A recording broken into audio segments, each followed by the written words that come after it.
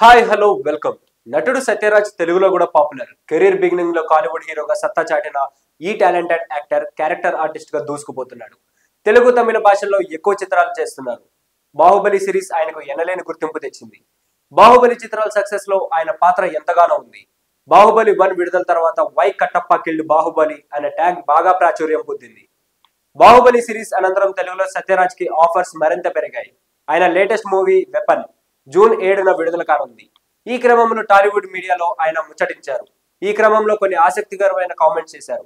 బాహుబలి చిత్రంలో నాకు అవకాశం ఇచ్చిన రాజమౌళికి ధన్యవాదాలు. అంతకు ముందు నేను సత్యరాజ్ గా సౌత్ ఇండియన్ కు మాత్రమే తెలుసు. కట్టప్పగా వరల్డ్ వైడ్ గుర్తించేలా బాహుబలి చిత్రాలు చేశాయి. బాహుబలి చిత్రంలో నాకు కండలు ఉన్నట్లు చూపించారు. యానిమేషన్ వర్షన్ తో మరింత ఎక్కువగా ఆ కండలు చూపించారు. పిల్లలు నిజంగా నాకు విపరీతమైన కండలు ఉన్నట్లు భావిస్తున్నారు. SSMB 29 లో నటించాలని నాకు ఎలాంటి ఆఫర్ లేదు.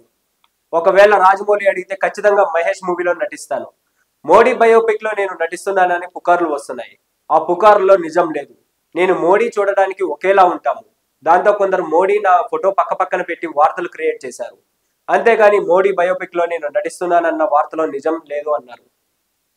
ప్రస్తుతం సత్యరాజ్ వయసు 68 ఏళ్లు. వెపన్ మూవీలో ఆయన 28 ఏళ్ల యువకుడిగా కనిపించబోతున్నాడట. ఆర్టిఫిషియల్ ఇంటెలిజెన్స్ ఆధారంగా సత్యరాజ్ ని యువకుడిగా వెపన్ మూవీలో ప్రెజెంట్ చేస్తున్నారనే సమాచారం. సో ఇలాంటి మరిన్ని ఇంట్రెస్టింగ్ అప్డేట్స్ కోసం please do like, share and subscribe to our channel.